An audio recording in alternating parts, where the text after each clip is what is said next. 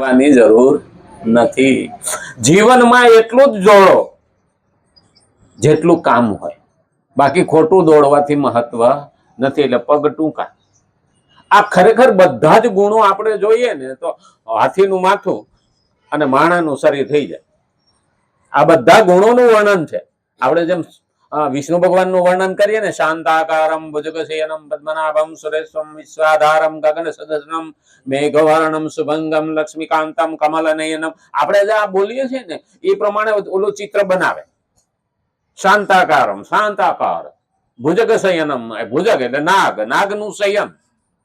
એમ આ ચિત્ર બન્યા. ત્યાં થોડો ફોટો પડાય ગયા ગણપતિનો, પણ જેવું વર્ણન છે એવું જ બને. આ પોલીસ વાળા છે ને એવો સ્કેચ બનાવવા વાળો રાખે કે કોઈ પણ ચોરી કરી હોય ને તો એ બેન ને કે એનું મોઢું કેવું હતું, એટલે એ પછી ઓલો એ બેન કહેતા જાય કે આવા વાળ હતા, આવું મોઢું હતું, આવા લુગડા પહેર્યા હતા, આવું શરીર હતું. એ પ્રમાણે સ્કેચ બનાવે એટલે એ એમ અંદાજ આવી જાય કે આવો ચોર હતો.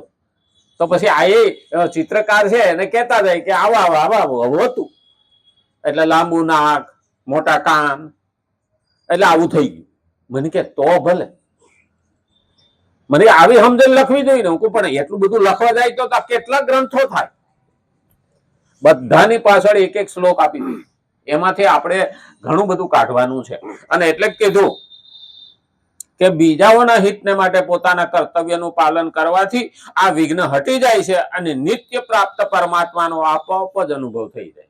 આપોઆપ અનુભવ થઈ જાય, પછી માગવાની જરૂર નથી. આ જ કારણથી ભગવાન અર્જુનને કે જેઓ પોતાના કર્તવ્યથી હટી જવા માંગતા હતા તેમને અનેક યુક્તિઓથી કર્તવ્યનું પાલન કરવા માટે ભગવાન વિશેષ જોર દઈ રહ્યા છે.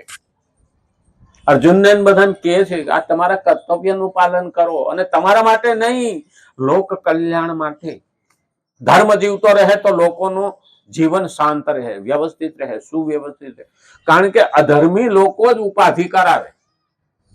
આજે ગાઝાની અંદર ત્રાસવાદીઓ, પાકિસ્તાનમાંથી આવતા ત્રાસવાદીઓ આજ ઉપાધિ કરાવે.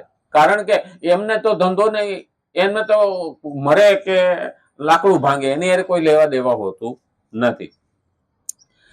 અને એટલે જ કીધું સૃષ્ટિ ચક્રના અનુસાર ચાલવાની અર્થાત પોતાના કર્તવ્યનું પાલન કરવાની જવાબદારી મનુષ્ય પર જ છે. સૃષ્ટિ ચક્રનું ના અનુસાર, સૃષ્ટિનું જે ચક્ર ચાલે છે ને એની અનુસાર ચાલવાની અર્થાત પોતાના કર્તવ્યનું પાલન કરવાની જવાબદારી મનુષ્ય ઉપર જ છે. મનુષ્યને મોટો ભાવ બનાવ્યો. 84 લાખ યોનિમાં એક મનુષ્ય જ એવો છે કે જેને મન, બુદ્ધિ, ચિત્ત અને અહંકાર આ આપેલું છે. બાકીના માથે તો બધા ભગવાને એને આપેલી સજા છે. 84 લાખ મનુષ્ય જીવનમાં જે આપણે કરીએ છીએ એની સજા ભોગવવા આપણે ત્યાં જઈએ છીએ. અને એટલે જ કીધું છે કે આથી જે મનુષ્ય પોતાના કર્તવ્યનું પાલન નથી કરતો તેની ભગવાન આગળના શ્લોકમાં આકરી ટીકા કરે. આ કર્તવ્યનું પાલન નથી કરતા ને એને ભગવાન